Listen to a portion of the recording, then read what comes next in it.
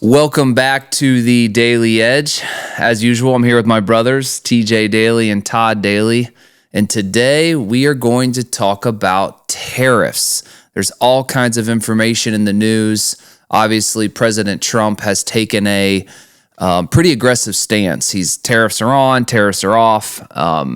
These are impacting businesses every single day. There's a lot of reasons for tariffs. And there's a lot of different points of views, like how should we approach it? Why are we doing it? Who is it hurting? Who is it impacting? So those are things I'd like to talk about today. I know in a couple of the different businesses you guys are involved in with some importation, you're probably being impacted. So I'm going to throw it to you and let one of you guys kind of kick it off with some of the things you're experiencing. And then we'll go through and we'll talk about how these are impacting us particularly, and then how they're going to impact the global market. Sure. So, I'll start by first explaining tariffs. So I'm in the mobile accessory manufacturing space. As you know, most of you out there know, or as you can imagine, the majority of products in mobile accessories, just in wireless phones in general, come from overseas. And the majority of those come from China. We started dealing with tariffs years ago during Trump's first term. Tariffs came into play, and that was a very interesting thing to see unfold. For those that don't understand how tariffs work, typically, the United States will apply tariffs against a country's imports, and then as the manufacturer or as the brand in the States, we pay those tariffs when we buy those products. So with 124% tariff, if we buy a product for $10, we're paying $12.40 in tariffs on top of what we're paying. So it increases our cost by almost double. What's interesting to understand and what has helped me develop perspective on this is what this does from a logistics perspective when it comes to trying to accomplish what Trump wants to accomplish. He has said over and over again that this is about bringing jobs back to America. Yes, it generates revenue, but the revenue it does generate is coming from companies like ours that do manufacture overseas. So what was really important for me to see unfold is when this happened the first time, it obviously, we run very tight margins. As you can imagine, in the cell phone space, it's extraordinarily competitive. And when this happened, what it did was it caused us to have to look at other areas of the world to manufacture our products. And so what we got to see firsthand was what type of time that takes. Of course, all of these other manufacturing locales were very aggressive when the tariffs came, 6 to 7 years ago, about reaching out and saying, hey, manufacture your product here, manufacture your product here. And so we're like, okay, I think we can avoid these tariffs if we manufacture it and import it from here. Well, what we saw was, even though they were excited and ready to take advantage of that opportunity, what we didn't account for and what they didn't account for was the infrastructure that China has available to it now. So what is such a seamless process for us, especially because, and Todd and I visited there are areas of, the manufacturing center that is Shenzhen and Dongguan and that part of China that are very, very specialized in certain things. And so they're very efficient and effective. So when we moved manufacturing years and years ago from China to Vietnam, there was a lot of pain. And I think that speaks to, and I know I'm rambling a little bit here, but I think that speaks to kind of how this could more broadly impact things. Sure, could it bring jobs back? Yeah, but developing that infrastructure, Vietnam was a big move for us. And it took 3 years, and they were willing. They have the population that wants to work for these particular wages in these particular conditions. But getting that infrastructure set up just to move things internally within Vietnam and moving raw materials from here to here and tools and things like that. So, I think it kind of speaks to, the perspective that I've developed. Yes, I see the reasons to implement these, but I also see that if the ultimate goal is to bring jobs back here, number one, you have to have the population that wants to do it. And number two, setting up that infrastructure is a monumental lift. Yeah, shout out to the late, great Charlie Munger. I think I've probably quoted him here in the past, but it's complex. Actually, it's very complex is the first thing that I would say. And based on the industry and the reality of each and every company and product, the impact could be different. And so when a tariff, and TG, you hit on some of those, but I'll just kind of cover some of the likely outcomes. When a tariff's imposed, and like you said, the company is paying that's importing it, you have a few options.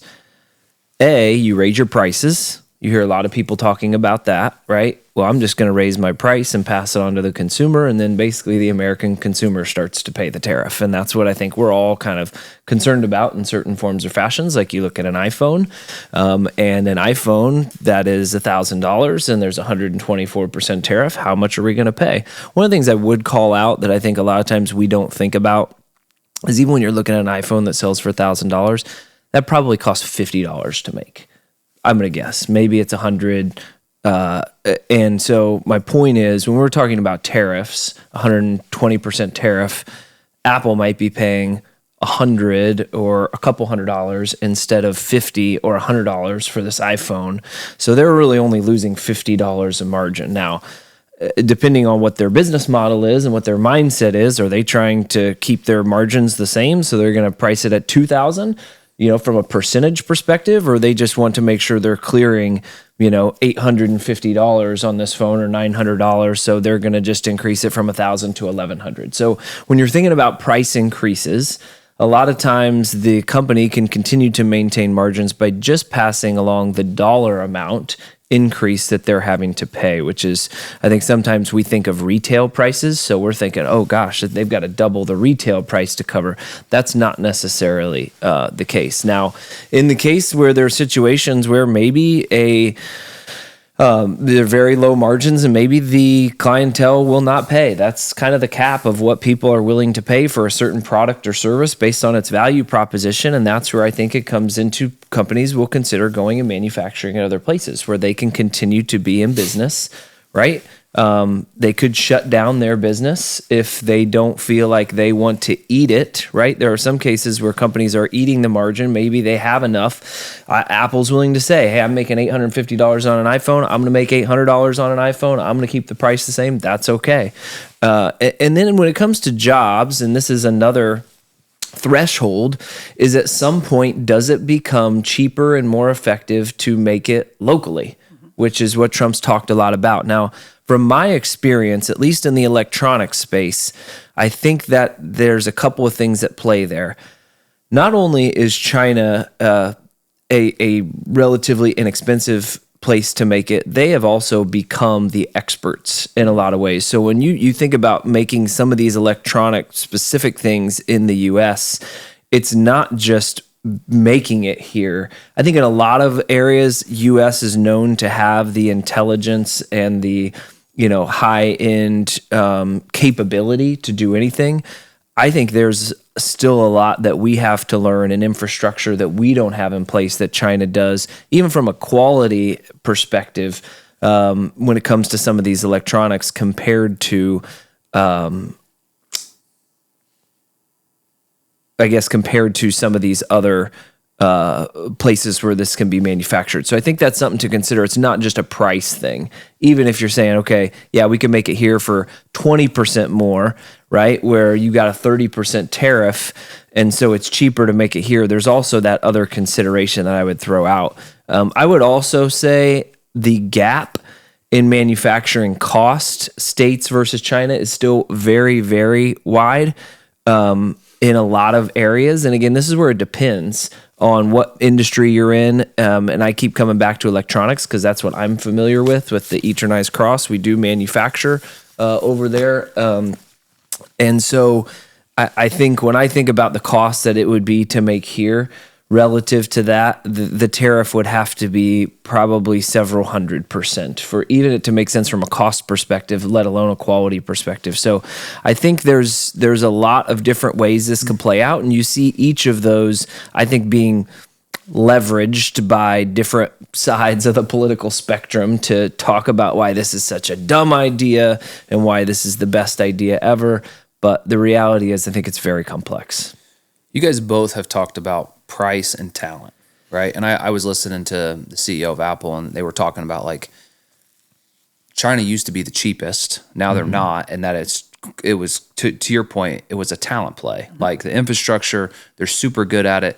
There's a lot of other countries out there that arguably could do it cheaper. Probably not the U.S., but it wouldn't have to be China. U.S. price might be here, and China might be right here. But there's all these other countries that, you guys went to Vietnam, and there's other countries that want to be developed, and so forth and so on.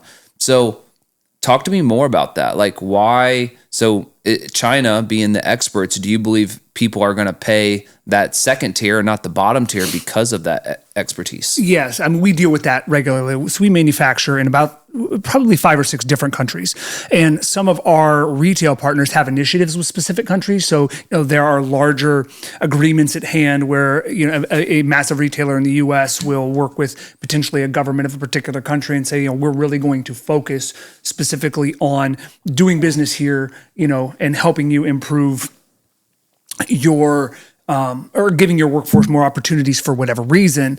And I'm not going to call these countries out specifically, but we've experienced a significant performance issues with our products with manufacturing with those particular countries. I recently tested a product with them, and it performed at probably 40% of what we typically would have seen from China.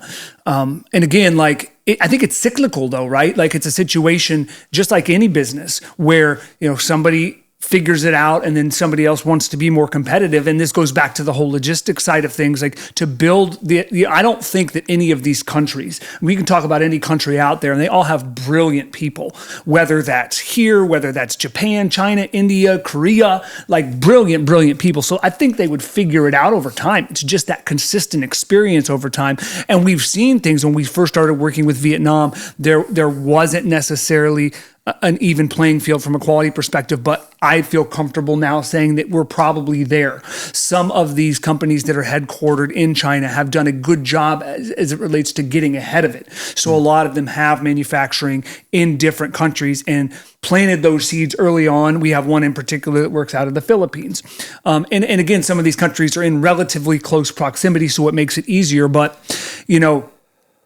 I don't think that consumers are willing to, there's kind of that watermark. And I think in a lot of instances, I don't think consumers are willing to dip below that. So, as it relates to that, I think what you're looking for is that sweet spot, and that sweet spot is kind of what China has right now, as far as I'm concerned. It'll be interesting to see how much of it just becomes, at the end of the day, becomes a little bit of a revenue play to close the gap. I forget what the numbers were, but I want to say it was 493 to 138 imports, exports with China. I'm assuming that's billions. And certainly a tariff on that can be a meaningful amount of revenue. But I think that will be interesting to see how much is revenue and how much of it actually does create a shift in jobs. Now, again, we're talking a lot about electronics, but I believe I did see recently where it was maybe a car manufacturer had committed to invest a considerable amount of money in a manufacturing plant here in the United States shortly after that. I'm trying to think of which one it was. So I think there are industries where the U.S. is already competitive or closer to competitive, where a smaller tariff may have a more substantial impact. And some of it's diversification, especially for these multinational businesses. I think that generally what you find from a business perspective is you manufacture sometimes in the locales where you're actually going to sell, to diversify the cost impact of having, right? You can make in China, sell in China. Some of that is currency exposure and different things like that. But I think there are some industries, and I think car is one of them, where there is a level of competitiveness based on, the fact that we have manufactured cars here for a very long period of time, and some of the highest end cars, where I think that the tipping point comes sooner. Is it SoftBank? Was that who said they would? There was that one, like they were going to $100 billion or something like that. I'm not sure what it was. There's a number of different ones. I mean, I think Honda's building a plant in Indiana. Somebody's building a plant in Indiana very, very soon. There have been some. One of the biggest, they're out of Taiwan, semiconductor, right? They're going to invest in the United States, and they basically have a monopoly on the top performing semiconductors, which are obviously used in a lot of these GPUs and some of these other products. And that's kind of been a choke point for us. One thing that I think is really interesting that I like your perspective on, when I think through this logically, and my logic may be completely flawed, so I'm not saying I'm perfect here. What I see, if this actually works from a jobs perspective, I see a potential massive transfer of wealth. And why I say that is, if you look at us when we were succeeding industrially, and let's talk about like cities that are actually relatively close to us, the Gary, Indianas of the world, which by the way, we'll get back to that. The Gary, Indianas of the world, the south side of Chicago, Detroit, all of these cities that have kind of decayed a little bit over time because industry has gone elsewhere. A lot of those particular industries thrived on jobs that required manual labor. And so what we have become as a society over the last, call it 40 years, we've really started to generate revenue based off of intellectual property. We've become a technological powerhouse, and we've outsourced all of those things. We've become a society heavily reliant on electronics. I would be very interested to see what revenue that does versus some of these other industries. But anyways, so if we were to bring those jobs home, let's hypothetically say that we found a spot. Like you said, tariffs go up to 400%. It makes more sense to make that here. Well, I think what has happened over time is as we become more technologically advanced, that money has been dumped into white collar jobs, whether that's development, whether that's administration, whether that's whatever. If we manufacture here, that is going to have to change. So, that wealth, maybe, we see this disparity growing, right? Men, when we were younger, and Bill Gates was worth a couple $1 billion. Now guys are worth hundreds of billions of dollars. Again, it's not all necessarily liquid, but that money is going to have to start to disseminate out to substantiate or to sustain these other industry or these other parts of the industry that we've outsourced at a very cheap rate. So that is going to be interesting because the people that are sitting at the top are going to have to, consciously make that decision. So I think that's something I'd love to kind of get your perspective on. Well, I mean, you're just talking about if you're going to have to pay more in labor, right? Your labor costs are going to go up. Profitability could go down. I think we spent a lot of time on the money side of it, but part of what I would be interested to get your take on is I think Trump's doing this from an economic standpoint, and none of us are economists. Let's just get that out there. But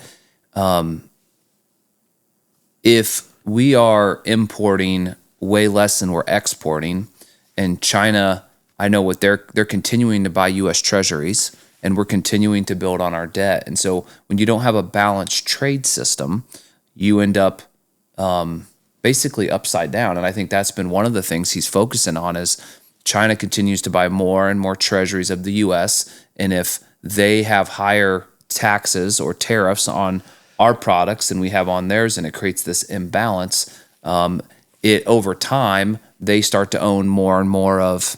They don't own the U.S. government, but you know what I'm saying. They're owned more and more. We keep printing money and so forth and so on. So I think part of what he's trying to do, and I think short term is super painful, right? Because we have all these things that are real we're talking about, right? People, jobs are impacted, cost of goods are being impacted. But the long-term strategy is if we get a balance, and I think it just came out maybe yesterday, where China and the U.S. have agreed to drastically reduce tariffs across the board. I think China's are going to go to 10%. The US's are going to go to 30%. So it's still a little bit in that flavor. But to get a balanced approach from an economy standpoint, we need to be importing and exporting very similar amounts in order to, I think there's a sustainable part of the government that comes into play. And again, I don't know all the details to talk in very good detail about it, but I know that I think that's at play as well. Yeah. I mean, I think that's it. If you look at we're exporting from China, or importing, I should say, from China. We're paying them, I think roughly, if the figures I read correctly, we're basically $500 billion, right, a year to import stuff, and they're paying us $130 billion a year, so obviously there's a over time, depending on what your relationship is. I mean, there are obviously certain relationships where you're going to be upside down in, and certain ones where you're not. But I think Trump is trying to make a point that, hey, this isn't a free lunch, right? Like, we're not going to just continue to. I think, at least he's played on this. I think more broadly of, we're not going to continue to buoy the entire world, by just out of the goodness of our hearts, continue to be in these lopsided trade situations indefinitely. And whether or not that's right, I don't know. Whatever your political position is, I think it's debatable, but certainly that seems to be the stance that he is taking. We've talked a lot about products. One of the questions I have, services, right? So people have been outsourcing services for quite some time. So you go to any of the large companies, their call centers are overseas. So people are hiring. We have employees in the Philippines with a couple of the companies. Talk to me about that, because right now I think that's not being talked about. It's really about manufacturing products where we have individuals now that are part of our team that are working in different countries. And I honestly, if we got to, there's two really good reasons behind it. I think everyone assumes cost, right? The cost is a little bit less than what it would be here, but two, they're brilliant. Like, they're very hardworking, grateful employees, and we have found that there are certain tasks within our companies that were high turnover for us. We just couldn't keep people in those spots. They were maybe stepping stones, right? Where, this was a job that got someone to the next job, where they would get burned out on it, where we found really strong teammates and team members from a different country that value that type of work. So we haven't talked about services at all. I'd love to get your guys' take on that. I mean, I could talk a little bit just about, I think, you've got more context on services in specific, but I think you make a good point, and that goes back to, do we want to do it?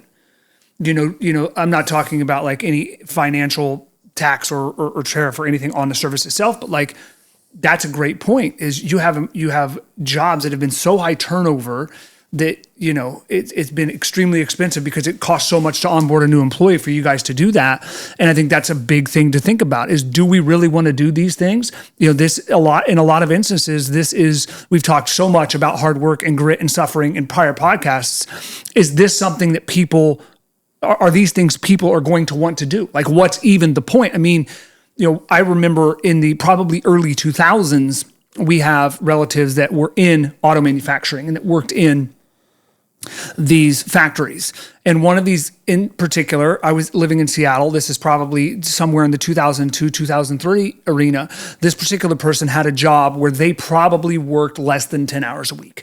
They serviced something within the factory that very rarely broke down. And the only time they worked was when that broke down. This individual called me in his 40s, hiding underneath his desk from his boss because he didn't want to work. And if you look at, and I'm not shit talking unions, but if you look at a lot of the things that some of these unions implemented during those time periods, a lot of it was related, like the mandatory breaks and the certain number of hours a day, and then what happens when you retire and how much of your compensation do you continue to receive. It all kind of plays back to working less, optimizing. And the thing about that is that, yes, as a society, technology has allowed us to become more efficient. And if we look further down the path, maybe this does result in a UBI, again, what we've talked about in prior episodes. But again, do we want to do this, and what is necessary going forward? And some of that plays into too with the immigration. A lot of the illegal immigrants were doing a lot of the work too. That I think there's, potentially, I think there's some people hypothesizing about labor shortages for some of those jobs that people don't want to do. I think for me, I always come back to, I wonder what our obligation is. And from, I think when you look at Trump, he's brought more of a nationalistic tone, right? It's been more about the prosperity of the United States. And certainly, if if you live in the United States, and like there's a lot to like about that, just like, but there's also another side of it. And so I wonder, like, if anything, do businesses or citizens have an obligation, right, to being a business in the United States and yielding some of the benefits that come with that? What obligation do we have to sacrifice profitability or sacrifice some quality potentially in some cases, but overall just inconvenience in business operations for the greaterment of the country? That, I think, is really kind of what this comes down to, because Trent, to your point, if you have people who are very hardworking, very smart people that happen to be in another country, but are still human beings, very good people, what obligation should we have and do we have to people here? And obviously this hinges on people that are willing to do it. The reason we've gone down this path, to your point, is people really don't enjoy this. I remember when we originally had talked about having a couple of people from the Philippines to join our team, it was met with a lot of resistance and it was met with a lot of skepticism. Now, if I told our team that we were going to not partner with the Philippines, I promise you I would lose at least half, if not more, of my stateside service team. At least. They would be beside themselves, because that team does so many things that allows our team here to focus on what they do really well, which is talk with clients, develop relationships, do that sort of thing. So it's really complicated. I will say, for me, those barriers break down when you actually travel there and meet these people. It's kind of like, online, when it's really easy to say stuff when you're behind a computer and you've got the cyber bullies that are making up accounts and doing all the things. I think distance perpetuates misunderstanding and perpetuates kind of dysfunctional relationships. Having gone to the Philippines twice, having been in China twice, what is very apparent to me, and this is just in the last 2 years, I've been to both of those places twice, is that they are human beings just like us who happen to be on the other side of the world. Now, I still am curious about my societal obligation to the country I live in, because I do experience a lot of conveniences and a lot of great things to live in the U.S. So I want to be sensitive to those obligations. But having been there and traveled to these places and met these people, good people, like good, warm-hearted, nurturing, caring, smart people that could be offering significant value to businesses here, I'm not sure what is and isn't okay. It's funny. There's a stigma, right? Sure. I know in one of the companies we just added someone from the Philippines, and they immediately thought, you're going to replace my job. You're going to replace me, versus we're going to add capacity, right? And when we first started adding employees at IMG, my thought was no, I want to hire as many jobs in this county, promote this county, and we still do, and that's still a focus for us. But we're in a global economy now. Like, because of technology, because of our ability to bring all people together from all different walks of life. And what we found, where we met with resistance when we brought that first one in several months ago, once they get to see the fruits, they're doing things and hitting benchmarks and things that we've never hit before. And they're like, this is, to your point, this is amazing. But I feel like a lot of times outsourcing to another country is looked upon as the business leader or owner is doing that to make themselves more money. Why do you think that's tied together, and why is that? It shouldn't. I mean, if you were, go ahead. Yeah, I would just say, I think historically that's been the driver, and I think that's changing. But I think people are holding on to those perceptions. There's no hiding the fact that it's substantially cheaper to bring on labor from overseas, particularly undeveloped countries, that have the skill sets and capabilities to do a certain job or task. So I'm not mad at the people for having those perceptions, because again, I think in a large part, that is why a lot of companies have, when you look at Fortune 500 companies who have call centers over there, it is very much a financial play.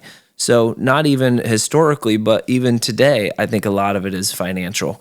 I do think as some of these countries are developing, I think there's a lack of understanding and appreciation for how good the capability is of some of these team members. No, I was just going to say that, I think the people that are throwing stones, again, this goes back to something you said a couple podcasts ago about figuring out what you're good at or where your niche is and doing just that.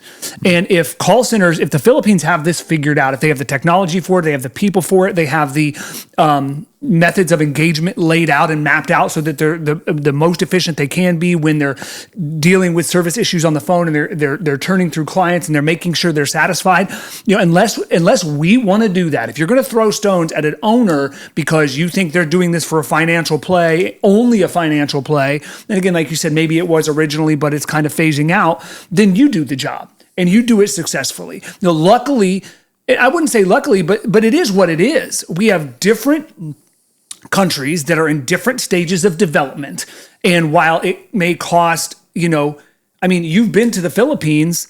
I would love you to answer this question. Do you feel, and I'm sure you do, or you wouldn't do business with them, that the people you've met for where they live are paid a wage that allows them to survive in a particular manner there? Yeah, absolutely. The cost of living there is much different, and financially, the wages they get paid are proportionate. And they obviously, and I say proportionate to the standard of living in that particular society. And there are different aspects of what's interesting in China and the Philippines. It's different because service is so cheap.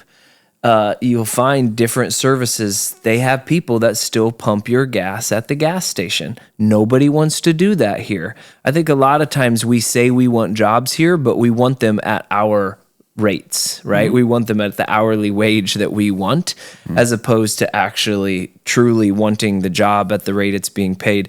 We had someone from the Philippines, from the partnership we work at, was over here in the United States, not someone on our team, but someone with the corporate company that we work with, and did not know how to operate a washer and dryer. And we were kind of talking about that. And the thought process was, my initial thought process, well, yeah, of course, they probably do it all by hand over there. Well, come to find out, that's a service that a lot of them actually use. Someone does their laundry for them, because it's so service and labor is so cheap, people are willing to do. And so I think about here, the idea of having my laundry done for me here is foreign. I think most Americans have their own washer and dryer and do their own laundry, but it's different. So there are different pros and cons. Well, that's great, though. That speaks to your point. Your original perception was shattered by engaging with somebody who is in that particular locale. It's just, we've gotten as a society, and I say everything that I say, I take full weight of. It's like this gluttonous approach to everything and always wanting these higher quality things. And so that just, unfortunately for us, rolls downhill. I do think, when you were talking earlier about the fairness of it all, luckily for us, because of that, we have massive purchasing power. I think as a country, that puts us in a real unique position, because losing the U.S. purchasing power as a trade partner of ours is devastating. And I think you saw that when the first round of tariffs came out. A lot of countries real quick fixed whatever problem that existed because of that.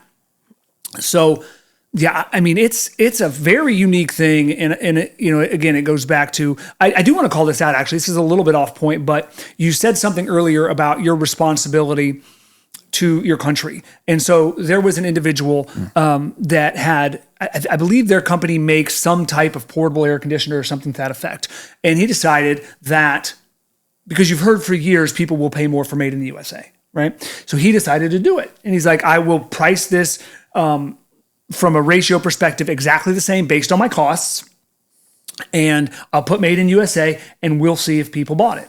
And the one that was made overseas was $150, and the one that was made in USA is $239.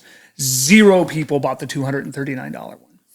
0, because we want, this is like a bigger issue, right? This is this giant epidemic. Again, it's funny because the underlying premise of most of our podcast comes back to this. We want things as cheap as possible. We want them as quickly as possible. And, we want the luxuries, and we don't want to have to work for any of it. And I'm not, again, all this said, right, I take full weight. I'm part of the problem in a lot of instances too. I'm not pointing any fingers, but you can't do that and then sit there and point fingers at people that are trying to make the situation better.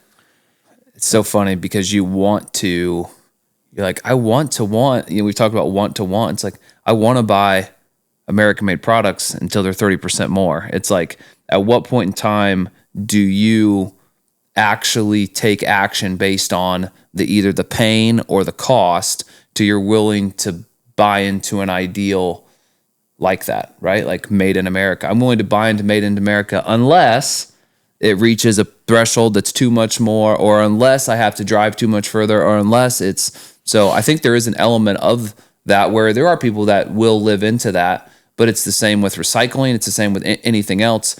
In theory, they're all great things, but are we willing to go that extra mile? I just don't know. I think in a perfect world for a lot of people, the business owners just eat it, right? Eat the margin. And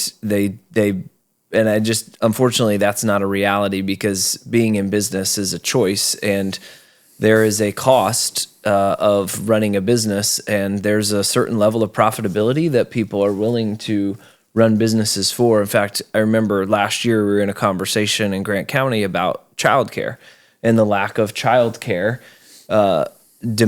supply in Grant County, and how much of a challenge that is.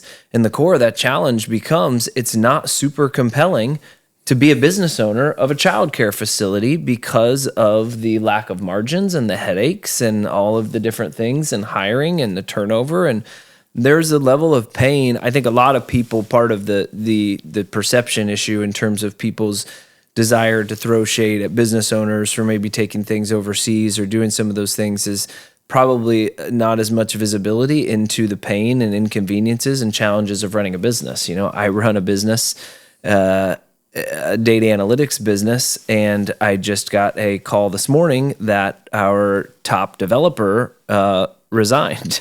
And the amount of headache and stress and anxiety and challenge, and we just brought on our second developer a month ago, and they have no idea what they're doing. And I realize you guys are learning about this for the first time. Yeah. We As have a not client, talked that's about good this. to know. And it's going to cause a lot of, and we've got a couple hundred users across the country who are relying on us to provide a service, and now the main person that's behind providing that service is no longer with us. And so, being a business owner, and or operating a business, or even being in leadership at a business, it doesn't really have to do with your equity position. There's a lot about it that sucks. And the reality is there's a level of profitability that, certain people are going to be willing to go through that for. And if that means partnering with potential resources or purchasing products or services outside of the country in order to sustain it, that's always going to be on the table, especially as things become more and more global. Because now look at the work environment after COVID. A lot of people are hybrid, right? So you have a lot of people. Prior to that, you had a lot of people in the office. There was a lot of water cooler conversations. Things got done that way. Now you have people working from home 2 to 3 days a week. So someone that speaks perfect English in the Philippines, there's not too much different of a relationship established and connection and ability to do the work than someone that's working from home 2 to 3 days here. So it's complex. What this and I don't know the reason for that, but it does spark that, who really gets hurt by a lot of this stuff is the medium-sized businesses. One of the things that's happened in the U.S. over the years and continues to happen is acquisition. I mean, you do acquisitions, but like these big companies just get bigger and bigger and bigger. And when something like a tariff happens, and a medium-sized business would probably be more forced to collaborate. Hey, if you want our product, or small business, if you want our product at a reasonable price, we've got to figure out, we're going to raise it just this much, and then you raise it just this much so that you don't lose your customers. Whereas the giants, the retailers with 5,000 stores, it's kind of, they set the market. Like, look, maybe we'll be nice and take a little bit of a margin hit for you because we appreciate what you do for us as an organization. But at the end of the day, it's, they're like, well, we don't want to raise price. We don't want to raise prices at all. So you're going to have to eat it. And then to your point, then you have situations where these particular brands just go under because they can't. One of the brands that is in our industry right now has been squeezed pretty heavily, and we're all confused because they've just increased their prices to a point where it looks like they're trying to blow their business up completely, lean it out and sell it. And this is a massive brand in our space. Because these types of things are happening, and it's pretty wild. But that's who this is really impacting, are these smaller businesses that have to, kowtow to these major retailers in our world. That's really interesting. Small business, medium business. I don't know. We're kind of unique because we only have roughly 60 employees, but yet we use we have 10. In the Philippines, which I don't think that's super common. We just happen to meet the right people and kind of do the right thing. So from a service perspective, I don't know how many small businesses are utilizing those services. From a product standpoint, I believe there's tons of businesses that are importing in products. And so I think a lot of your businesses are probably feeling it on the product side, and probably not so many are on the service side. Yeah, and I don't even know that.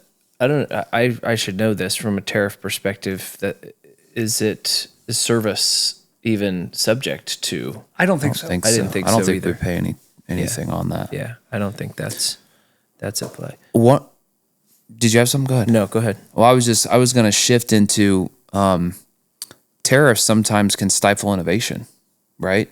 So we were just talking about EVs, electronic vehicles, and China has just some incredible, we just watched something a few minutes ago about a vehicle that's just, it's unbelievable what it can do.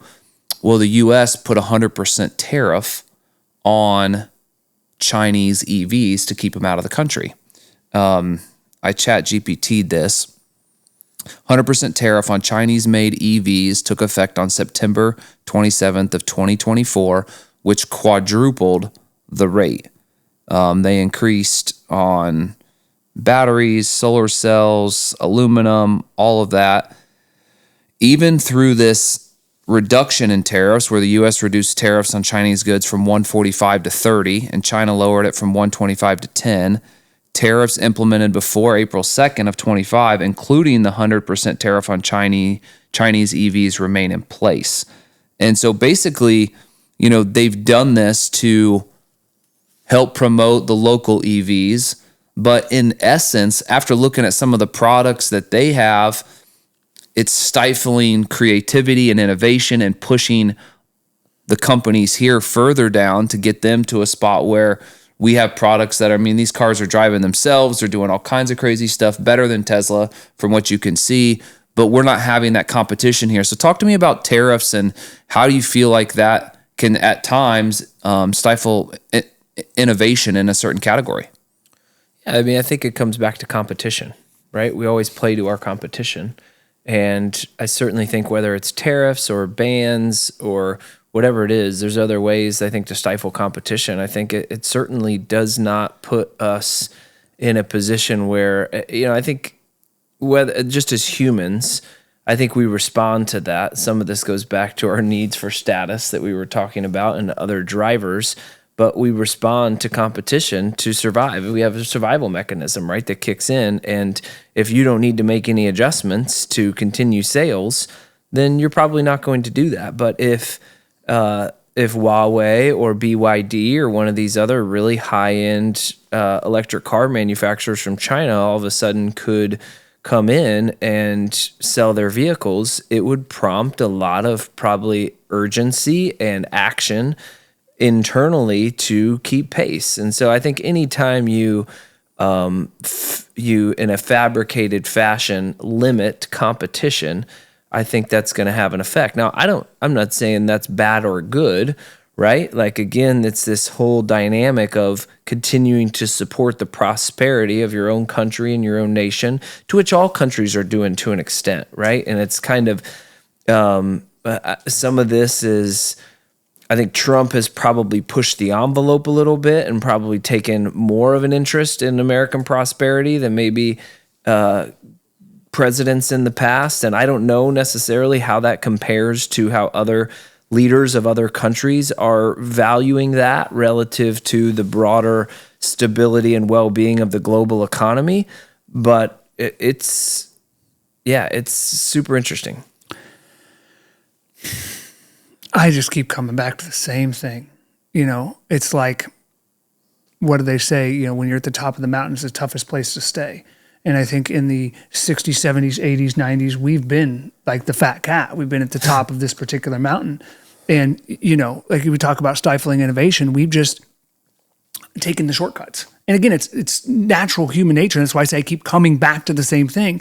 Having tariffs in place to stifle innovation, eventually that fails somehow. Like in the meantime, it probably makes a ton of sense because, the impact that it would have if these Chinese EVs flooded our marketplace, it would probably, catastrophically impact people that are in that world, in the automobile manufacturing world, that are, at every different level of that particular type of business. So I think it's in the immediate important, but it doesn't matter, or it's not serving its purpose if we're not scrambling on the back end to figure out how to get to where they're at.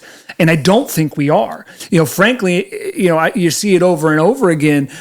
Years ago, probably 20 years ago, before we had a lot of exposure to China, all we would hear in our communities was they're really good at knocking things off. They just knock everything up. Well, they've used that, and now they're innovating with the knowledge that they've gained by opening up what we had built at one point in time. And they're doing the same thing on the technological side. We have built a massive amount of wealth through technology in our country over the last 20 years.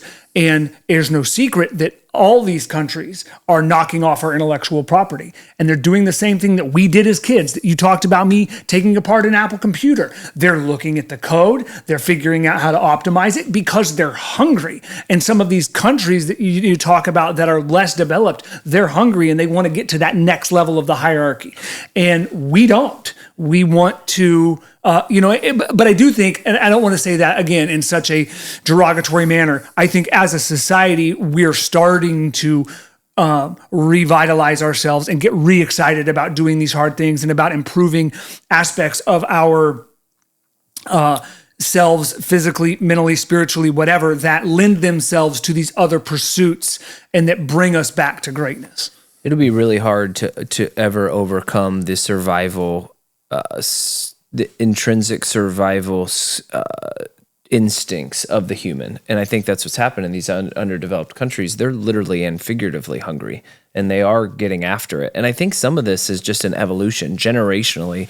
In fact, Julia from China and I were talking about this. And one of the things that fascinates me so much about China is they have been in the conversation of a powerhouse so many different times in the last several thousand years. Like, you go back to like the initial dynasties, they were a major powerhouse, and they've continued to reinvent themselves and stay relevant over different periods of time, which has been interesting.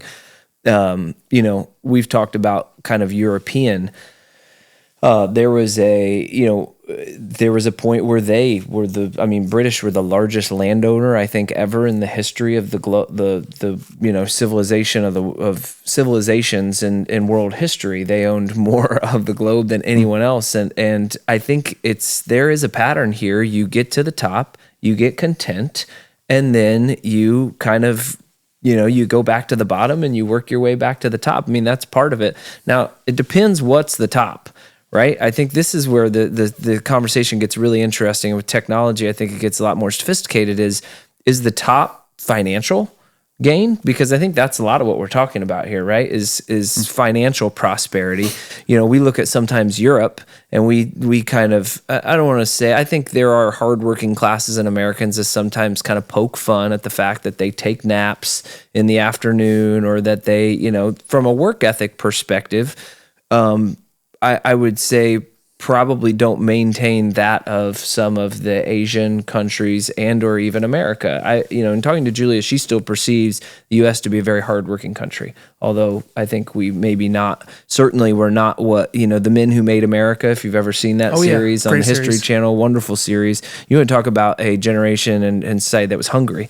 I mean, they built the infrastructure across this entire country, and that I don't know that we would have the grit to do today. But we have kind of gotten to a point of very high prosperity. What did you've quoted before, the boxer, right? Getting up at 4 a.m. in silk pajamas. Someone had asked, maybe it was Mayweather or someone had asked, like, how do you still do it? And how do you continue to get up? And he said, it's really hard to get up at 4 a.m. for a workout when you're in silk pajamas. And I think there's a part of that applies societally. As we get more prosperity and we live more convenient lives, it gets more and more difficult to grind and gut it out. So it'll be interesting to see how this evolves. And I say see as hopefully there's an afterlife where I can observe this, because these types of things take hundreds of years to play out. Like, how will this cycle through, and where will the U.S. be? And the one thing, a point I wanted to come back to is, like, the Europeans, if the perceptions are accurate, and I don't even want to deem that they are, maybe they have it figured out from a work-life balance perspective, right? It's not necessarily all about financial prosperity. And so some of this you've got to look at with perspective. If we're just talking about the top from a financial prosperity perspective, or the top from a work-life balance or an overall joy, fulfillment, purpose, you name it, it gets infinitely more complex.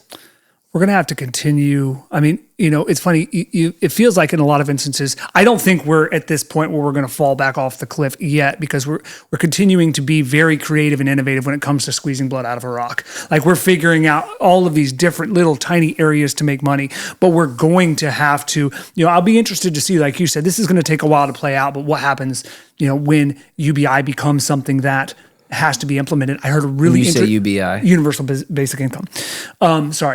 And where everybody gets a kind of a stipend every month. I saw something very interesting the other day that flipped up my perception on its head. U.S. Steel, which is based out of Gary, Indiana, if you go on YouTube, is constantly, lambasted.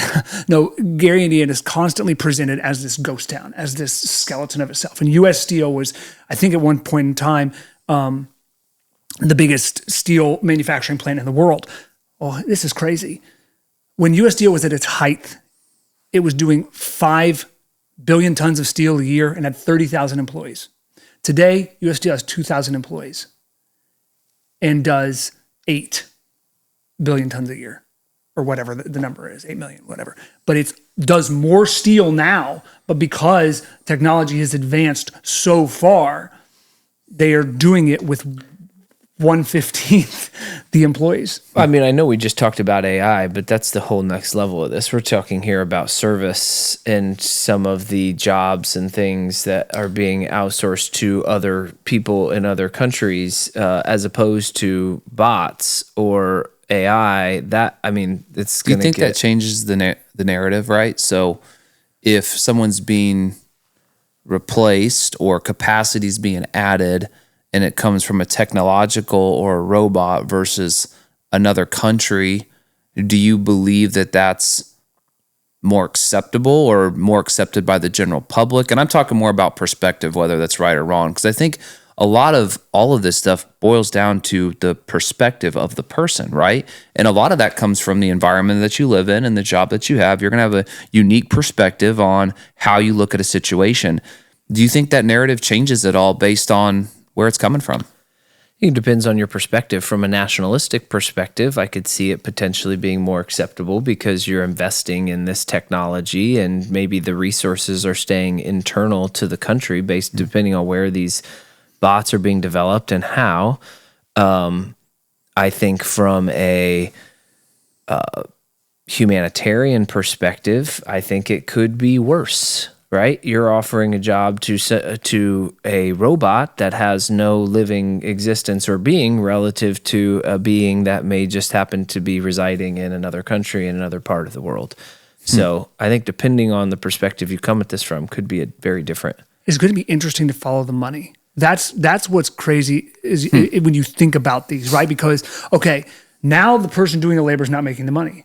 The person making the money is the person that manufactured the robot, the person that wrote the software for the robot, the administration. Like, it's just going to be interesting to see where it shifts, because we talked about it earlier, how it shifted from, you think about construction crews and again, we weren't alive, in the 50s and 60s. But when you look at construction crews, historically speaking, when you see pictures and things, it was typically the people living in the communities that were doing contract work. Now you look at it, the guy who's running the crew, is of a particular, in a particular class of society, and they're outsourcing their crews now. Because the crews are outsourcing. I mean, my wife's half Mexican. Watching them put a roof on, we talk about optimization and ability to do something and like really, really good and have really figured out we can, it would have taken crews a day to put a roof on. These guys can do 6 roofs in a day because they've specialized and they're really good at it. And so I don't really even know where I was going with that, but I think it's an interesting, thought, whether, you're working with the Amish to build a building, which is something that they have crafted over years. So there's the cost side and there's the talent side, right? Yeah. And so if you're looking at both these, if you're a business owner and you decide to take the plunge into entrepreneurship and you have a business, your job is to solve a problem. You've talked about that. What problem are you solving? And how are you solving that problem in the most efficient and profitable manner for you and your family? I don't think there's anything wrong with that. I think depending on the way you approach it, well, if you outsource overseas, that could be looked on bad. If you're doing robots, that could be looked on bad. Or you're using AI to do it, so I think no matter what you do, there's a narrative and a perspective that we could fall into. But I think you're 100% right, is there's more general contractors that are, good friend owns a roofing company. They GC everything out, right? Yeah. The actual work crews that do the work. And so I think it's happening across the board. Some of them are, here locally as U.S. citizens, but they're being outsourced in different ways. And I think it's kind of the nature of the beast now. It is a global economy. And you keep talking about nationalists versus globalists. And really, I don't know where I land on that, anymore. Obviously, I want to support people and support jobs here. And to continue to provide opportunities for people to grow and be successful. But we've seen that happen in all countries. And we've been able to support people and sponsor kids and they do things that are life-changing for people regardless of geographical location. I think the concern is if we go, the economist view is typically like a very exaggerated view. If everyone operated in this fashion, what happens, right? And I think that's probably the fear and the concern, is that if there was no boundaries, country-wise, the wealth distribution from a country perspective would get very, very polarizing. For example, if it was a completely open market right now with the amount of people and infrastructure and innovation that China has, like if we think for $500 to $130 billion trade deficit, if you open the market to their vehicles and maybe some of these other things, it could look, you could have a lot, even more money funneling into these countries who are at a place where they are in that sweet spot of still very, very hard working in nature, but also have the technology and the infrastructure. And China, I think, is right in that sweet spot. Taiwan and some of those others, not quite the infrastructure, getting there, but very hardworking. Vietnam is another one that's there. But these countries are in a sweet spot. You could see, if it was truly a level playing field and consumers only bought from where they could get the best value, right? Like we're all interested in that naturally for our own survival.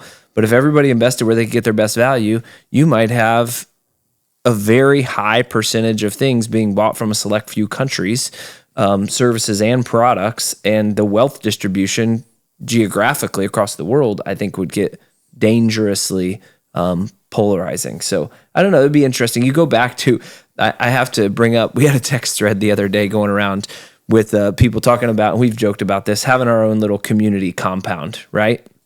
Like you go back in the days of villages where, I don't want to bring up kind of something completely separate. It's super interesting, but you go back to the villages, you had 50, 100, couple hundred people in a village, and that's all that you kind of operated within. Like everybody in there, like all the resources, funds stayed within those little pods, and that's continued to change over time and get bigger and bigger. And I don't know if we'll cycle back closer to that at any point. My gut tells me not, that we're going to continue to go global, but it'd be interesting to see where it goes. I mean, it's just a very, very different society. You're seeing some of that happen in food, right? People local source food, and I don't think everyone's going to move back out on farms, but you are seeing some stuff come a little more full circle. It's crazy that, earlier in the conversation, you said something about people looking down on people for outsourcing things. But the more I think about it, being a little bit more globally focused seems a little bit more humanitarian, because essentially what you're doing is helping somebody get to that next level, for sure, versus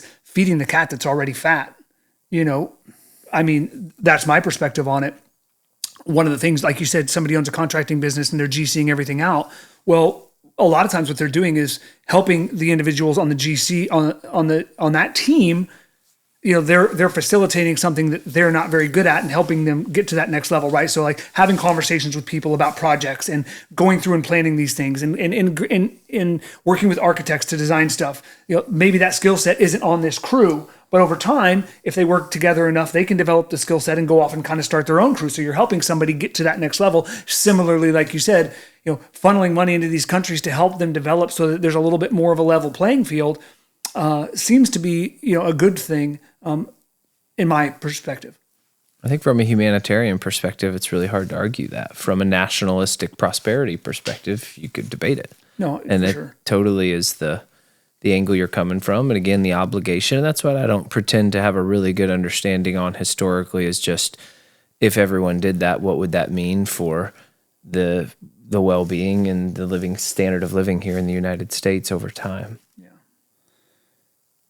Why do you guys believe there's so much confusion around tariffs? It feels like that, at least in the circles that I run in. Because it's super complex. I mean, just like we said, depending on the industry, depending on the product, or depending on the business owner, there's so many different things that can happen. It could cause consumer prices to go up. It could cause businesses to go out of business. It could cause jobs to go from China to Taiwan or Vietnam or to the U.S. I think it's super complicated because so many different outcomes can happen based on the reality of the situation. Yeah, everybody just wants to oversimplify everything. Everything has to be so black and white. Everything has to be so supercharged. I mean, we've just talked about 7 different ways that this could impact us, right? So let's say the tariffs stay on electronics. Well, guess what? Those jobs are never coming back here because, like you said, we do not have the expertise. We do not have the infrastructure. And even if we did, it would take a decade. Where from an automobile perspective, we have a little bit more of that infrastructure. And so tariffs in that space might make a little bit more sense, again, especially if we scramble on the other side. So like this view that tariffs are terrible and everything in this economy is going to triple in price. You don't know that. I just explained, the scenario with a very large retailer, right? It's not them. It's not the consumer that's going to get the brunt at the end of the day because they want to maintain the market share that they have. It's probably going to be the small business that eats it. So you out there as a consumer complaining that prices are going to go up, you have no idea because you don't understand the landscape. You don't deal with it on a day-to-day basis. And so I think that, but again, people want to oversimplify things in the same breath that people want to say, oh yeah, doing this is going to make us trillions of dollars and every job that ever left the U.S. is going to come back. No, it's not. It's super complex. I think it's right. Politically, you have people on the left saying this is the dumbest thing in the world, people on the right saying this is the brightest thing in the world, at least long term. And I think that oversimplification creates a lot of confusion.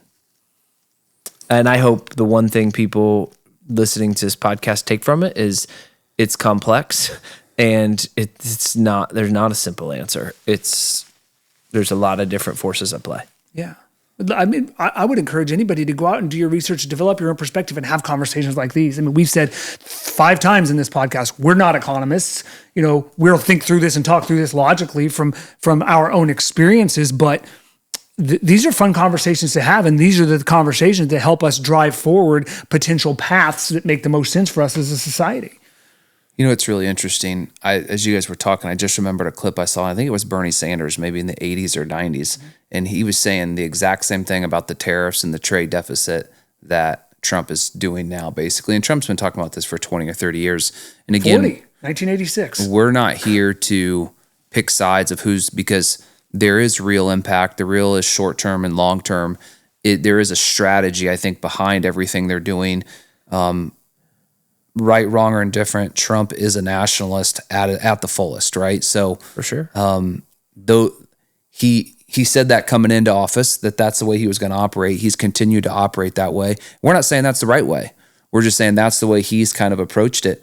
But I think one of the things you said I think is really fascinating is what does define being at the top and what's most important. I know when, it was probably it may have been 10 years ago now when me and my wife went to Italy, and just the way they do life is so different. They shut down in the afternoon, the restaurants, people take walks and have a glass of wine, and they just live a more fruitful life. And so it feels like they live a very fruitful, balanced life where they're valuing different things. And we have had and still do it. So we have this grind mentality to make more money because we are the ultimate consumer. I would say something about the U.S. is we consume and waste and consume and consume. And because we're constantly chasing something, we need to continue to make more money and do more things. And I wonder how that's going to shift over the next couple of decades. I want to jump in real fast. I think we've gone from the grind to the scam. Like, in a lot of instances, not everybody. There's still a lot of that to make more money, but you're seeing more of loopholes. We talked in prior podcasts about Amazon and reselling. That, if this stays where it is, that's over. But you've seen people. I had somebody show me the other day, and again, this is a hustle and a grind, but somebody had gone into, I think it was a Sephora, and bought the entire facing of products because they found that there was, maybe it was Amazon or whatever, but they had walked into a makeup store and they'd found that I can resell this for X number of dollars more on Amazon. So they bought them all and resold them. You're not necessarily, it's a hustle more than it is a grind. And I'm not make money in any way you can, but it's just been interesting to see that. I feel like we've looked for more shortcuts instead of biting the bullet in a lot of instances. And I think, so I just wanted to jump in and say that. Yeah, the one thing I wanted to add to that we haven't talked about at all, that when I say earlier on, I feel an obligation, and what is that obligation to the country, the group of people that I think about the most, that I feel an obligation to, is the military.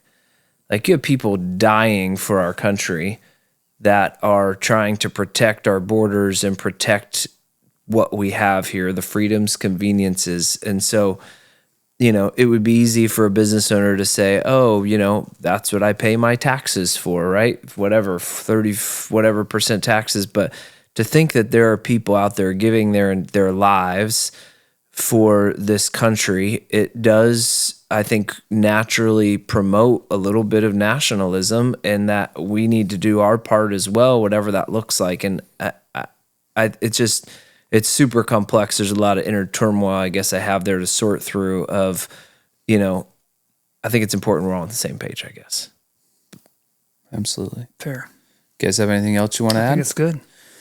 All right. Well, a lot is going on with tariffs. There's a lot of stuff in the news, and hopefully you guys gain some insights. We're not experts, but we do operate in businesses. And as you hear, we have a lot of, we are impacted in a lot of ways, and we do use a lot of resources that are on the global market. So hope you got some good insight, and we will see you next time.